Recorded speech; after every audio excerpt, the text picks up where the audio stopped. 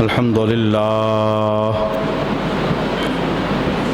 لله ذي العزة والعلا رب العالمين، والصلاة والسلام على سيد الأنبياء والمرسلين، والعاقبة للمتقين. أما بعد، فأعوذ بالله من الشيطان الرجيم. بسم الله الرحمن الرحيم. يا أيها النبي إنا أرسلناك شاهدا. صدق الله مولانا العظيم. إن الله وملائكته يصلون على النبي يا أيها الذين آمنوا صلوا عليه وسلموا تسليما. اللهم صل على سيدنا ومولانا محمد وعلى آل سيدنا ومولانا محمد وبارك وسلم وصل عليه. الصلاة والسلام عليك يا سيدي يا رسول الله. صلاة والسلام عليك يا سيدي يا حبيب الله. صلاة والسلام عليك يا سيدي يا شفيع المذنبين، وعلى آلك وأصحابك يا سیدی یا رحمت للعالمین. کرم آج بالائے بام آ گیا ہے، زباں پہ محمد کا نام آ گیا ہے. کرم آج بالائے بام آ گیا ہے، زباں پہ محمد کا نام آ گیا ہے. درودوں کی بارش ہے کون و مقام میں، کہ دنیا میں انبیاء کا امام آ گیا ہے. مجھے مل گئی دونوں عالم کی شاہی، مجھے مل گئی دونوں عالم کی شاہی. میرا ان کے منگتوں میں نام آ گیا ہے. میرے پاس کچھ بھی نہ تھا روز معاشر، میرے پاس کچھ بھی نہ تھا روز معاشر. نبی کا وسیلہ ہی کام آ گیا ہے. بلا کیا ستائے گی معاشر کی گرمی، بلا کیا ستائے گی معاشر کی گرمی. میرے ہاتھ کوثر کا جام آ گیا ہے. مزہ جب ہے سرکار معاشر میں کہہ دیں، مزہ جب ہے سرکار معاشر میں کہہ دیں، یہ دیکھو ہمارا غلام آ گیا ہے. بعد از حمد و صلات، اللہ کے عزت و تکریم، جمیع احباب سمین الوقار، ماہ ربیع الاول شریف کی آمد ہے. وہ مبارک محترم مکرم مہینہ جس میں اللہ کریم نے اپنا محبوب اس دنیا کے اندر بھیجنے کا ارادہ فرمایا، اور رسول اللہ صلی اللہ علیہ وآلہ وسلم کے نور کے صدقے میں اس زمین کو منور فرمایا. عاشقوں کے دلوں کی دھڑکن وہ ایام ہیں جن ایام کے اندر رسول رحمت صلی اللہ علیہ وآلہ وسلم اس مادر گیتی پر اپنے مبارک قدم رکھتے ہیں. اللہ رب العالمین نے رسول اللہ صلی اللہ علیہ وآلہ وسلم کو دنیا کے اندر بھیجا تو بھیجنے کا انداز قرآن پاک میں بیان فرمایا. یا ایھا النبی انا ارسلناک شاہدا. اے نبی، ہم نے آپ کو شاہد بنایا، گواہ بنایا. ہم نے دنیا میں آپ کو بھیجا ہے تو گواہ بنا کر بھیجا ہے اور شاہد بنا کر بھیجا ہے. تمام مفسرین لکھتے ہیں کس بات کا گواہ؟ گواہ تو کسی شخص کا ہوتا ہے، کسی واقعے کا ہوتا ہے، کسی امر کا ہوتا ہے، تو کس چیز کا گواہ؟ امام سلمی اپنی تفسیر کے اندر لکھتے ہیں شاہد اللہنا. اللہ کہتا ہے کہ محبوب، میں نے تجھے اپنی ذات کا گواہ بنا کر بھیجا ہے. میں رحیم ہوں، میری رحمت کے گواہ تم ہو. میں کریم ہوں، میرے کرم کے گواہ تم ہو. میں علیم ہوں، میرے علم کے گواہ تم ہو۔ مجھے کسی نے دیکھنا ہے تو وہ تجھے دیکھ لے، میرے پاس کوئی آنا چاہتا ہے تو وہ تیرے دربار میں آ جائے، میرا علم کو دیکھنا چاہتا ہے تو وہ تیرے علم کے نور کو دیکھ لے، اور میری طاقتوں سے کوئی خبردار ہونا چاہتا ہے اے حبیب وہ تیری طاقتوں کو دیکھ لے، اسے میری قدرتوں کی سمجھ آ جائے گی۔ یا ایھا النبی انا ارسلناک شاہدا، اے محبوب ہم نے تجھے اپنی ذات کا گواہ بنا کر بھیجا ہے۔ اب ظاہر ہے رسول اللہ دنیا میں تشریف لائے تو اللہ کی ذات کے گواہ بن کر آئے۔ حضور پر اعتراض، اللہ پر اعتراض ہے، حضور کی ذات میں کوئی کمی تو اللہ رب العالمین کی ذات کی طرف اعتراض جائے گا، اور جب یہ پتہ چلے گا کہ گواہ عظیم الشان ہے تو یہ بھی پتہ چلے گا کہ اللہ بھی عظیم الشان ہے۔ جب یہ پتہ چلے گا کہ گواہ میں کوئی شک نہیں تو یہ بھی پتہ چلے گا کہ جس نے گواہ اپنی ذات کا بنایا ہے اس رحمان میں بھی کوئی شک نہیں۔ تو آج کی نشست میں بطور برکت ربیع الاول شریف کی آمد کے لحاظ سے میں نے خوبصورت عنوان پر چند گزارشات پیش کرنے کا ارادہ کیا ہے کہ اللہ کریم نے نبی کریم کو دنیا کے اندر بھیجا تو جو سونا جسم دے کر بھیجا اس جسم کی برکتیں کیا کیا ہیں۔ جسم کے ہر حصے پر گفتگو ہو سکتی ہے، بات ہو سکتی ہے۔ ہم دیکھتے ہیں اپنی اس نشست کے اندر رہتے ہوئے رسول اللہ صلی اللہ علیہ وسلم کے خوبصورت پیکر پر ہم کتنی باتیں سن کر اپنے ایمانوں کو اور اپنے قلوب و اذہان کو منور کریں گے۔ آقا حضور رحمت عالم صلی اللہ علیہ وآلہ وسلم کو لاتعداد خوبیوں سے اللہ نے نوازا، ان گنت اوصاف سے اللہ نے نوازا، بلکہ یوں کہو تو بات بالکل درست ہے، اٹھنے والے الفاظ اور لکھنے والے قلم وہ جہاں ختم ہو جاتے ہیں وہاں سے رسول اللہ کی عظمتوں کا باب شروع ہوتا ہے۔ کوئی زبان ایسی نہیں کہ حضور کی عظمتوں کو اپنی زبان میں بند کیا جا سکے، اور کوئی علم ایسا نہیں کہ جس علم کے بیان کے اندر رسول اللہ کے اوصاف کو اکٹھا کیا جا سکے۔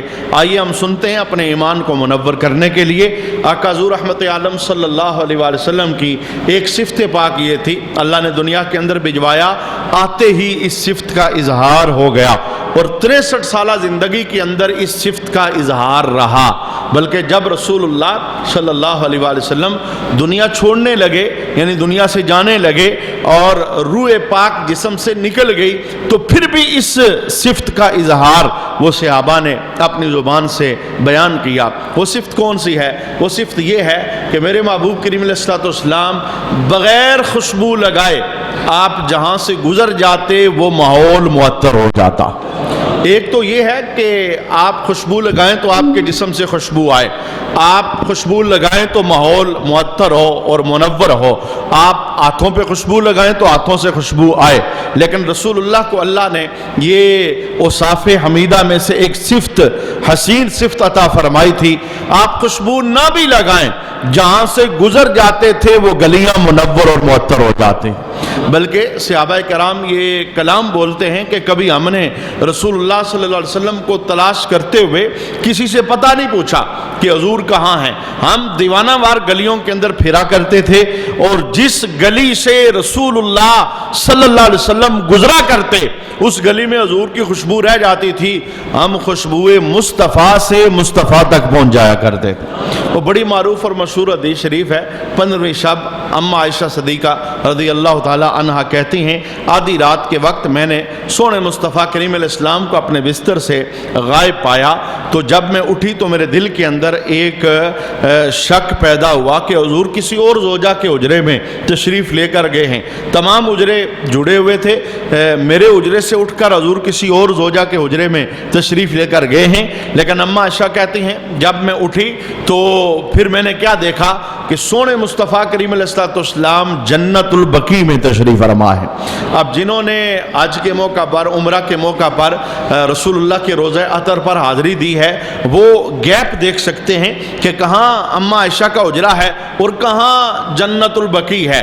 خیال یہ ہے کہ کسی حجرے میں گئے ہیں تو حجرے میں تلاش نہیں کیا، بلکہ اما عائشہ خود جنت البقیع میں پہنچ جاتی ہیں، تو محدثین یہ جملہ لکھتے ہیں کہ اما عائشہ کے دل میں میں خیال یہی پیدا ہوا تھا کہ سرکار کسی اور زوجہ کے حجرے میں گئے ہیں، لیکن جب آپ اپنے حجرے سے باہر نکلی تو حضور کی خوشبو جنت البقیع سے آ رہی تھی، تو اس خوشبو کو پیچھا کرتے ہوئے آپ جنت البقیع کے اندر پہنچ گئی۔ تو یہ میرے مصطفیٰ کریم علیہ السلام کو اللہ نے کمال عطا فرمایا تھا کہ آپ کے جسم سے بغیر لگائے ہر وقت خوشبو آیا کرتی تھی۔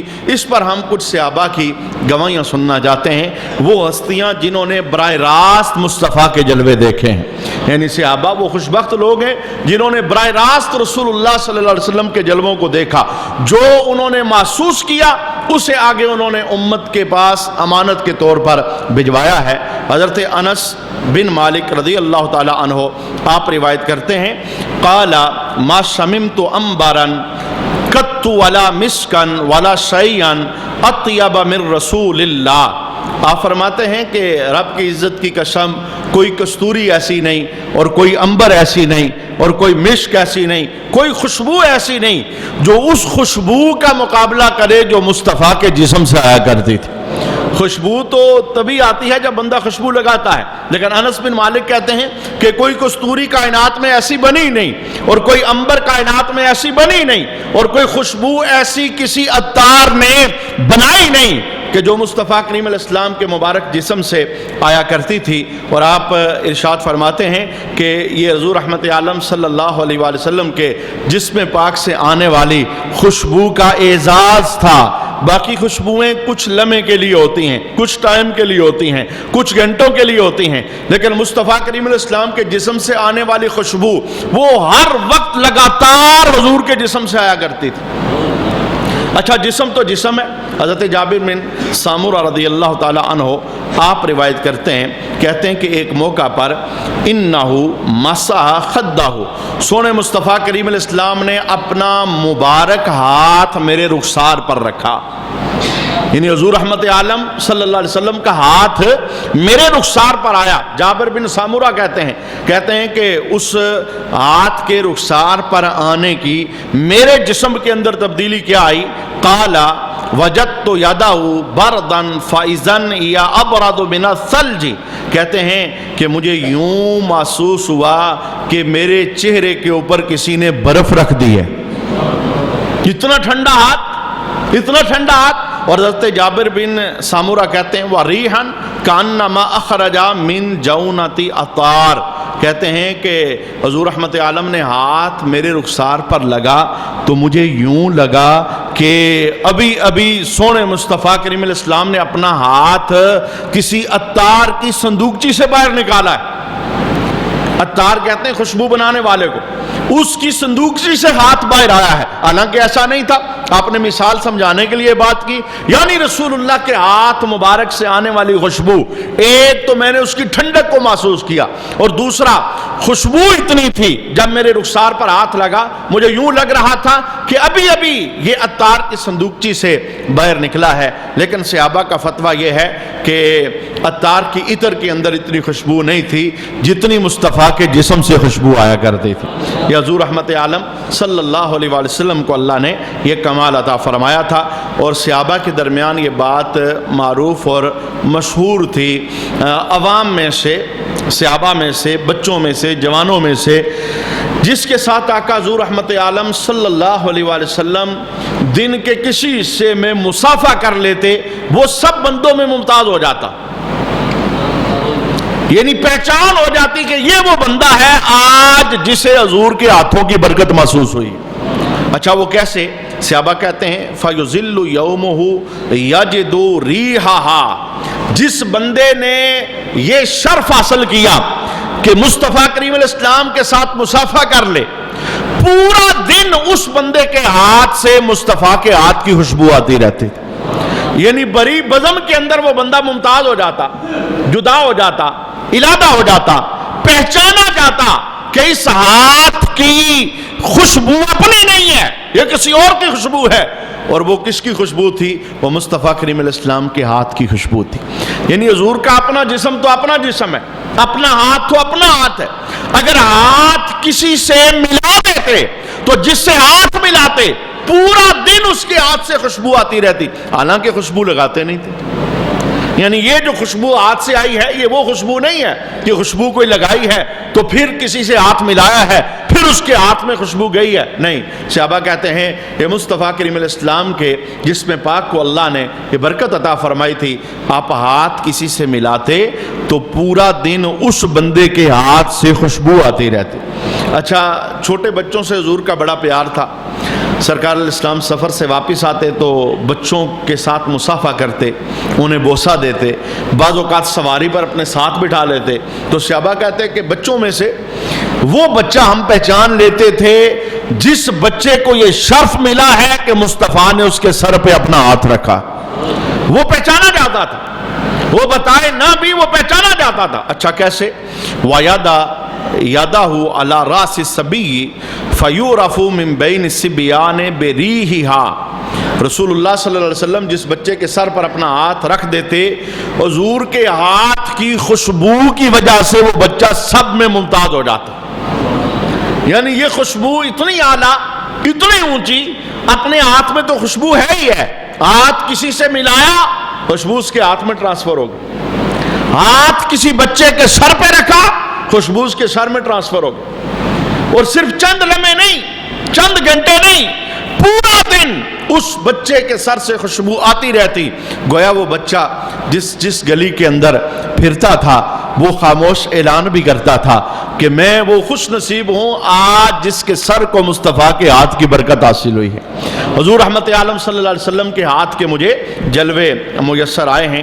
حضرت جابر بن عبداللہ رضی اللہ تعالی عنہما آپ کہتے ہیں کہ لم یکن النبی یمر فی طریق، حضور رحمت عالم صلی اللہ علیہ وآلہ وسلم جس کسی رستے سے گزر جاتے تو پیچھے کسی بھی ٹائم گزرنے والا بندہ وہ پہچان لیتا تھا کہ آج اس گلی سے مصطفیٰ گزرے، حالانکہ کوئی بتاتا نہیں تھا۔ جس گلی سے حضور کا گزر ہو جاتا، پیچھے اس گلی میں دل میں کسی وقت بھی کوئی بندہ چلتا تو پہچان لیتا کہ اس گلی سے حضور کا گزر ہوا ہے۔ اچھا وہ کیسے پہچانتا تھا؟ حضور جس گلی سے گزرتے تھے خوشبوئیں چھوڑ جاتے تھے، یعنی جسم سے آنے والی خوشبو وہ ماحول کے اندر داخل ہو جاتی، اور آقا حضور رحمت عالم کے جسم سے آنے والی خوشبو اس گلی کو معطر و منور کر دیتی، اور بعد میں آنے والے یہ پتہ لگا لیتے کہ آج اس زمین کے حصے پر مصطفیٰ کے قدم پڑے۔ اب دیکھیے حضور رحمت عالم صلی اللہ علیہ وآلہ وسلم کو اللہ کریم نے یہ اعزاز عطا فرمایا تھا۔ جسم کے مختلف حصے ہیں، کچھ حصے ایسے ہیں انہیں معطر نہ کیا جائے، انہیں منور نہ کیا جائے تو ان سے کچھ نہ کچھ سمیل کا احساس ہوتا رہتا ہے، جیسے انسان کی فطرت ہے اور جسم کی بناوٹ ہے۔ انسان کا جو بغل کے نیچے کا حصہ ہے اگر اس سے خوشبو نہ لگائی جائے، معطر نہ کیا جائے تو تھوڑا ٹائم گزرنے کے بعد اس میں سمیل پیدا ہو جاتی۔ پورے جسم کا حال بھی یہ ہے کہ جب پسینہ پیدا ہوتا ہے تو اس میں بدبو آ جاتی ہے، تعفن آ جاتا ہے، لیکن خاص کر کے بغل کے نیچے کا حصہ، لیکن ایک صحابی کہتے ہیں رب کی عزت کی قسم، معاذ بن مالک ایک صحابی تھے جن پر حد جاری ہوئی تھی، یعنی ان سے گناہ ہوا، انہوں نے اپنے گناہ کا اقرار کیا اور پھر رسول اللہ نے ان پر حد جاری کی۔ حد کیا جاری ہوئی؟ یعنی ایک گڑھے کے اندر انہیں رکھا گیا اور پھر پتھروں سے انہیں مار کر وہ یہ سزا کو پورا کیا گیا۔ تو ایک چھوٹے صحابی کہتے ہیں میں بچہ تھا، میں بھی جس وقت پتھر لگ رہے تھے اس وقت پاس موجود تھا، تو جب پتھر لگنا شروع ہوئے تو میں ڈر گیا، خوف کی وجہ سے میں مصطفیٰ کریم علیہ السلام کے ساتھ چمٹ گیا، تو حضور رحمت عالم نے مجھے ہاتھ لے کے اپنے ساتھ لگا لیا۔ تو صحابی کہتے ہیں میں بالکل چھوٹا تھا، تو جب مصطفیٰ کریم علیہ السلام نے مجھے اپنے ساتھ لگایا تو میں نے کیا دیکھا؟ مصطفیٰ کریم علیہ السلام کی مبارک بغل سے پسینے کا ایک قطرہ میرے اوپر گرا ہے۔ یہ وہ صحابی گواہی دیتے ہیں، کہتے ہیں رب کی عزت کی قسم، وہ پسینے کا قطرہ میں حضور کے ساتھ چمٹا ہوا تھا جو سرکار کی بغل سے مجھ پہ گرا، اس میں اتنی خوشبو تھی میں نے عطار کے عطر میں اتنی خوشبو نہیں دیکھی۔ یعنی ہر جہت کے ساتھ اللہ کریم نے رسول رحمت صلی اللہ علیہ وآلہ وسلم کو کمال دیا تھا، اور اس کمال کو حضرت عبداللہ بن عمر ان لفظوں کے اندر بیان کرتے ہیں، کہتے ہیں رأیت رسول اللہ بعینی ہاتین، کہتے ہیں میں نے اپنی ان دو آنکھوں سے حضور کو دیکھا، یعنی میں سنی سنائی بات نہیں کر رہا، میں نے اپنی ان دو آنکھوں سے دیکھا۔ عبداللہ بن عمر کیا دیکھا؟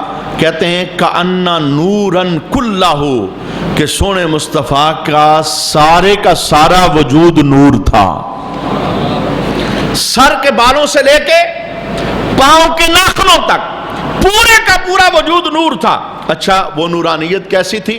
حضرت جابر بن عبداللہ بن عمر کہتے ہیں بل نورم من نور اللہ، فرمایا وہ عام نور نہیں تھا بلکہ اللہ کے نور کا فیضان نور تھا۔ یعنی حضور رحمت عالم صلی اللہ علیہ وآلہ وسلم کے جسم کی نفاست کو بیان کرتے ہوئے عبداللہ بن عمر کہتے ہیں کہ میں نے اپنی آنکھوں سے دیکھا سرکار کا پورا وجود نور، اور عام نور نہیں، بشری تقاضے ہوتے ہیں، بشری تقاضوں کے تحت پسینہ آتا ہے، پسینے کے اندر سمیل ہوتی ہے، یہ تمام انسانوں کے ساتھ ہے، لیکن رسول اللہ صلی اللہ علیہ وآلہ وسلم کے جسم میں پسینہ آتا تھا اور بہت زیادہ آتا تھا، لیکن کبھی حضور کے پسینے میں سمیل نہیں آئی، بلکہ لوگ خوشبو کے طور پر حضور کا پسینہ استعمال فرماتے۔ اب یہ بات عقل کے ترازو پر کوئی تولے گا تو فیل ہو جائے گا، یہ ہے عشق کے ترازو پہ تولی جانے والی بات۔ یہ ان لوگوں کی گواہیاں ہیں جنہوں نے قریب سے مصطفیٰ کو دیکھا ہے۔ کتنی گندی سوچ ہے اور کتنی فرسودہ سوچ ہے، کتنی گندی فکر ہے جو یہ کہے نبی ہمارے جیسے ہیں، انہوں نے شادیاں کی، ہم نے شادیاں کی، وہ کھاتے تھے ہم بھی کھاتے ہیں، ان کا خون نکلا ہمارا بھی خون نکلا، ان کی یہ عادت تھی ہماری بھی ہے۔ یہ کس طرح کا تقابل ہے؟ یہ ایمان کو ختم کرنے والا تقابل ہے۔ جناب علی، ہم نبی کے برابر کیسے ہو سکتے ہیں جن کو اللہ نے اتنی شانوں سے نوازا کہ وجود میں آنے والا پسینہ وہ جس بندے کو حاصل ہو جاتا وہ کہتا تھا کائنات کا سب سے خوش بخت بندہ میں ہی ہوں۔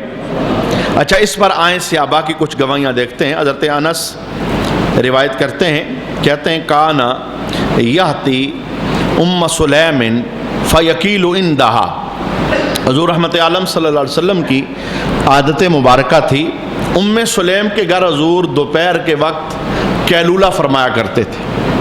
یہ سنت رسول ہے، جو لوگ تہجد کے عادی ہیں دن کے کچھ حصے میں انہیں آرام کرنا چاہیے تاکہ رات اٹھنا ان کے لیے آسان ہو۔ اس سنت کو سنت کیلولہ کہا جاتا ہے، اور حضور رحمت عالم صلی اللہ علیہ وسلم اکثر دن کو کیلولہ ام سلیم کے گھر میں کیا کرتے۔ تو ام سلیم خود کہتی ہیں کیا ہوتا، فَتَبْسُطُ لَهُ نِتْعًا فَيَكِيلُ عَلَيْهَا، تو میں رسول اللہ صلی اللہ علیہ وسلم کے لیے چمڑے کی ایک چٹائی بچھا دیتی تھی، یعنی جہاں حضور آرام فرمایا کرتے تھے، دن کو کیلولہ کرتے تھے۔ وَكَانَ كَثِيرَ الْعَرْقِ، مصطفیٰ کریم علیہ السلام کو بہت زیادہ پسینہ آتا تھا۔ عرب کی گرمی بھی اپنے مقام پر ہے، اور اس طرح کا تو ماحول نہیں تھا کہ گرمی کا کوئی توڑ ہو سکتا، تو سرکار علیہ السلام کو پسینہ بہت زیادہ آتا تھا۔ فَكَانَ تَجْمَعُ عَرَقَهُ وَتَجْعَلُهُ فِي الطِّيبِ وَالْقَوَارِيرِ، تو ام سلیم کہتی ہیں کہ میں اس تلاش میں رہتی کہ مصطفیٰ کریم علیہ السلام جب کیلولہ سے فارغ ہوتے، یعنی حضور تشریف لے کے جاتے، تو جس چمڑے کی چٹائی پر سرکار نے آرام کیا وہاں بہت سارا پسینہ اکٹھا ہو جاتا، تو جب سرکار تشریف لے کے جاتے تو میں نے ایک شیشی رکھی تھی، میں لکڑی کے ساتھ اکٹھا کر کے پسینہ شیشے میں ڈال لیتے۔ اچھا ایک مرتبہ ایسا ہوا، ام سلیم کہتی ہیں کہ میں یہ کام کر رہی تھی، رسول اللہ تشریف لے کے گئے، میں یہ کام کر رہی تھی تو حضور اچانک واپس آ گئے، تو مجھے دیکھا کہ میں پسینہ اکٹھا کر رہی ہوں، تو سرکار نے کیا کہا، یا ام سلیم ما ھذا، اے ام سلیم یہ کیا کر رہی ہو، میں جہاں سویا ہوں پسینہ آیا ہے اور وہ پسینہ چٹائی میں منتقل ہوا ہے، تم اس پسینے کو اکٹھا کر یہ کیا کر رہی ہو۔ اب ام سلیم جس مقصد کے لیے پسینہ اکٹھا کرتی تھی انہوں نے اس مقصد کو بیان فرمایا، مسلم شریف کے اندر دیگر کتابوں کے اندر موجود ہے، مقصد بیان کیا، کہتی ہیں آراکو کا ادوف بہی طیبی، یا رسول اللہ صلی اللہ علیہ وآلہ وسلم یہ آپ کا پسینہ ہے، میں خوشبو کے لیے اکٹھا کرتی ہوں۔ ہے کیا پسینہ؟ پسینہ عام لوگوں کا تعفن پیدا کرتا ہے، بدبو پیدا کرتا ہے۔ ام سلیم کہتے ہیں یا رسول اللہ یہ آپ کا پسینہ ہے، میں خوشبو کے لیے اکٹھی کرتی ہوں۔ اچھا پھر میں کروں گی کیا؟ کہتی ہیں نرجو برکتہ لصبیاننا، ہمارے چھوٹے چھوٹے بچے ہیں حضور، آپ کا پسینہ ہم بچوں کو لگائیں گے تو اللہ انہیں برکت عطا فرما دے گا۔ یہ ہے جسم پاک سے نکلنے والے پسینے کی برکت۔ باقی جسم تو باقی جسم ہے، علم کی بات نہ پوچھو، طاقت کی بات نہ پوچھو، معجزات کی بات نہ پوچھو، تہجد اور عبادت کی بات نہ پوچھو، وہ چیزیں جہاں پوری دنیا گری ہوئی نظر آتی ہے وہاں پر بھی اللہ نے سونے مصطفیٰ کو کمال ہی کمال عطا فرمایا۔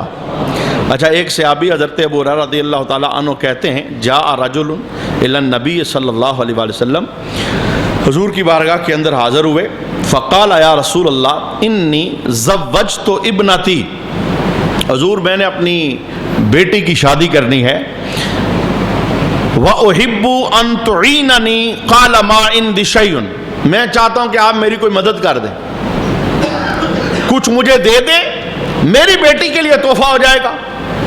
حضور رحمت عالم جس مقام پر تشریف فرما تھے، حضور نے فرمایا اس وقت میرے پاس دینے کے لیے کوئی چیز نہیں۔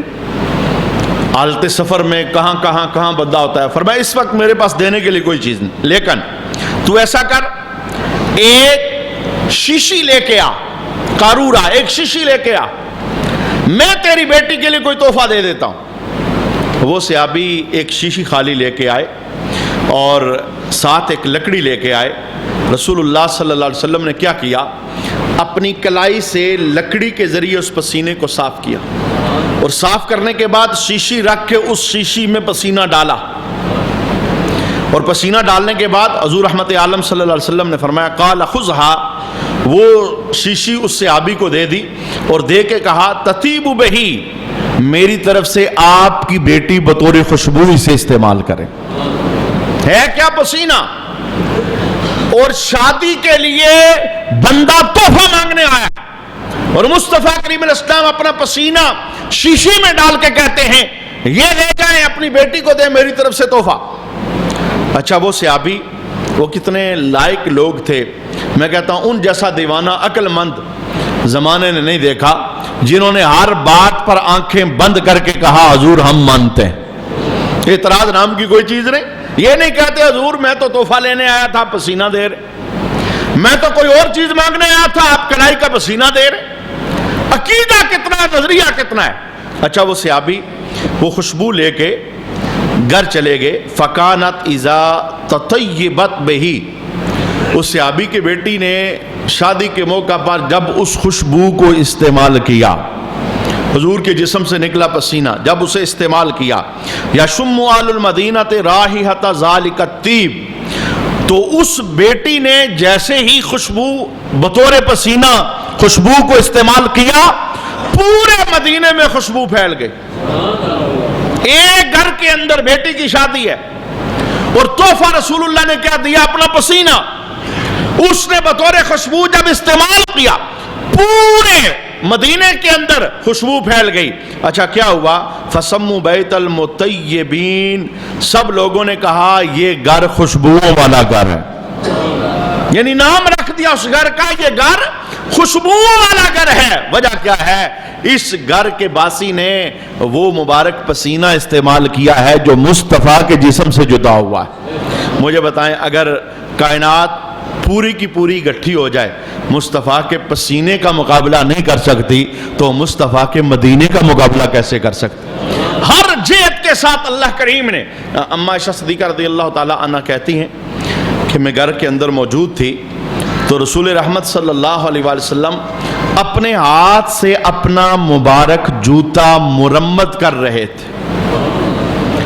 یہ چھوٹے چھوٹے کام نا حضور نے اپنے ہاتھ سے کیے ہیں، اور کرنے کی وجہ یہ ہے ہم اپنے زمانے کے اندر یہ جو چھوٹے لقب دیتے ہیں بندوں کو نفرت کے اعتبار سے، فلاں بندہ موچی ہے جی، فلاں بندہ یہ ہے، پیشے ہم ان کا نام لے کے نفرت کی نگاہ سے انہیں دیکھتے ہیں۔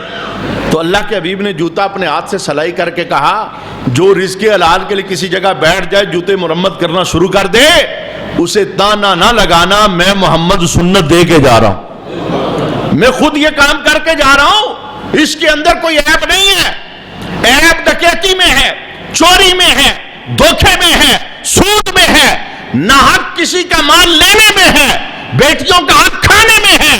اور جو کسی چٹائی پر بیٹھ کر رزق حلال کما رہا ہے اور تمہارے جوتے سلائی کر رہا ہے وہ تو بڑا مجاہد بندہ ہے، وہ تو بڑا اونچا بندہ ہے، اس جیسا کائنات میں ولی کوئی نہیں، اس لیے کہ اس نے مصطفیٰ کی سنت کا فیض پایا۔ اچھا، اما عائشہ صدیقہ کہتی ہیں کہ حضور اپنے ہاتھ سے اپنا جوتا مرمت کر رہے تھے تو حضور کی مبارک پیشانی پر پسینہ آ گیا۔ جوتا مرمت کرتے مبارک پیشانی پر پسینہ آ گیا تو کیا کہتی ہیں کان ارکہ یتولد نورا، کہتی ہیں میں نے جب غور سے دیکھا نا تو وہ پسینہ مجھے نور کی طرح نظر آ رہا تھا، یعنی یوں لگ رہا تھا نور کے موتی ہیں جو مصطفیٰ کریم علیہ السلام کے مبارک پیشانی کے اوپر پسینے کے طور پر آئے ہوئے ہیں۔ یہ صحابہ کی وہ گواہیاں ہیں جو صحابہ نے دیکھ کر قریب سے رسول رحمت صلی اللہ علیہ وآلہ وسلم کے لیے دی ہیں۔ پورے کا پورا وجود وہ رحمت معاب ہے، پورے کا پورا وجود، جہاں کائنات گری ہوئی نظر آتی ہے، جہاں کائنات ٹوٹی نظر آتی ہے، وہ منفی پہلو جہاں لوگ ہاتھ اٹھا دیتے ہیں، وہاں پر بھی اللہ نے اپنے سونے حبیب کو ممتاز حیثیت عطا فرمائی۔ عروہ بن مسعود جس وقت سفیر بن کے حدیبیہ کے مقام پر گیا، بخاری مسلم دیگر حدیث کی کتابوں میں موجود ہے، تو واپس آیا تو کافروں کو کہنے لگا کہ میں بڑے بڑے بادشاہوں کے دربار میں گیا ہوں، کیسر و کسریٰ کے دربار میں نے دیکھے، بڑے بڑے شاہوں سے ملا ہوں، لیکن آج جس ہستی کے دربار سے ہو کے آ رہا ہوں، اے کافر خبردار کرتا ہوں ان سے ٹکر نہ لینا، تم انہیں ہرا نہیں سکتے، مقابلہ نہیں کر سکتے۔ کافروں نے کہا عروہ بن مسعود تو کیا دیکھ کے آیا، تو بڑے بڑے درباروں میں گیا اور کبھی اتنا ڈرا نہیں، اور آج محمد عربی سے مل کے آ رہا ہے اور کہتا ہے کہ جو میں دیکھ کے آیا ہوں تم نے نہیں دیکھا، کیا دیکھا ہے؟ اچھا، کس چیز نے عروہ بن مسعود کے دل کے اندر ڈر پیدا کیا؟